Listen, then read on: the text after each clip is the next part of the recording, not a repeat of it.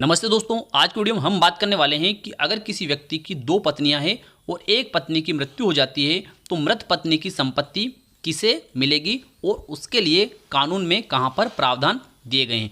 तो आज की वीडियो में सब कुछ हम समझने वाले हैं। तो आपने चैनल को सब्सक्राइब नहीं किया तो चैनल को सब्सक्राइब कर लीजिए, बेल आइकन को प्रेस कर दीजिए और इस वीडियो को फटाफट लाइक कर दीजिए, क्योंकि इस चैनल के माध्यम से आपको मिलती है सरल और आसान भाषा में कानून की नई नई जानकारी। तो आइए वीडियो को शुरू कर लेते हैं।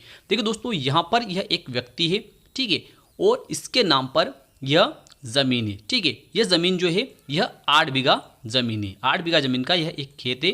अब क्या होता है कि इस व्यक्ति की मृत्यु हो जाती है और इसकी दो पत्नियां हैं, ठीक है। ये दो पत्नियां हैं। ये दोनों पत्नियां क्या करती है कि इस 8 बीघा खेत में से 4-4 बीघा जो है दोनों पत्नियां आपस में बांट लेती है, ठीक है। अब क्या होता है कि इन दोनों का नाम जो है राजस्व दस्तावेजों में इस पति के स्थान पर इन दोनों पत्नियों का नाम जो है राजस्व दस्तावेजों में इस जमीन पर अंकित हो जाता है।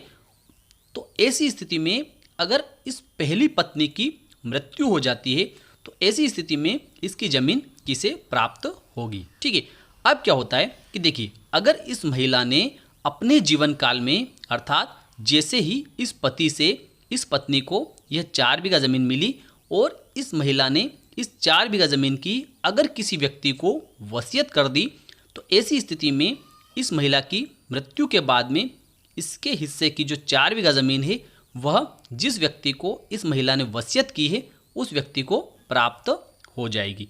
इस प्रकार का प्रावधान जो दिया गया है वह हिंदू उत्तराधिकार अधिनियम की धारा 15 में दिया गया है। लेकिन अगर इस महिला ने अपने जीवन काल में इस 4 बीघा ज़मीन की वसीयत नहीं की तो ऐसी स्थिति में इस महिला की मृत्यु के बाद में यह 4 बीघा ज़मीन जो है इसके हिस्से की जो ज़मीन है वह इस महिला के पुत्र और पुत्रियों को प्राप्त होगी। जितने भी इसके पुत्र हैं और जितनी भी पुत्रियां हैं, जैसे मान लेते हैं कि अगर इस महिला के 2 पुत्र है और 2 पुत्रियां हैं तो सभी को समान रूप से अर्थात 1-1 बीघा ज़मीन जो है सभी को प्राप्त होगी। लेकिन देखिए, यहाँ पर एक और समझने की बात है कि अगर इन 4 पुत्र पुत्रियों में से इस महिला की मृत्यु से पूर्व अगर किसी पुत्र या पुत्री की मृत्यु हो जाती है तो क्या होगा कि जिस पुत्र या पुत्री की मृत्यु हुई है उसके जो पुत्र पुत्री है उनको उनके माता या उनके पिता का जो हिस्सा है वह प्राप्त होगा। अगर इस महिला की मृत्यु से पहले इस महिला ने इसके हिस्से की जो ज़मीन है 4 बीघा ज़मीन जो है उसकी किसी को वसीयत भी नहीं की है और इसकी मृत्यु के बाद में इसके कोई पुत्र पुत्री भी नहीं है और पुत्र पुत्री के पुत्र पुत्री भी नहीं है, तो ऐसी स्थिति में क्या होगा कि इस महिला के पति के जो वारिस रहेंगे उनको यह संपत्ति प्राप्त होगी। अब पति के वारिस कौन रहेंगे? तो देखिए, इस व्यक्ति के जो दूसरी पत्नी जो है इसके जो पुत्र पुत्री है वे इस व्यक्ति के वारिस कहलाएंगे। कौन कहलाएंगे?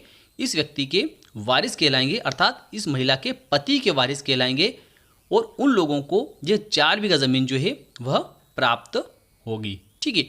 अगर इस महिला के भी कोई पुत्र पुत्री नहीं है तो ऐसी स्थिति में क्या होगा कि इस व्यक्ति के अर्थात इस महिला के पति के जो भाई और बहन और माता पिता है उनको यह संपत्ति प्राप्त होगी। तो देखिए, इस प्रकार के जो प्रावधान दिए गए हैं ये हिंदू उत्तराधिकार अधिनियम की धारा 15 में दिए गए हैं। तो मैं विश्वास रखता हूं कि आज की जानकारी आपको अच्छी लगी होगी। अच्छी लगी हो तो वीडियो को लाइक कर दीजिए, अधिक से अधिक लोगों तक इसको शेयर कर दीजिए। फिर मिलते हैं अगले वीडियो में, तब तक के लिए जय हिंद, जय भारत।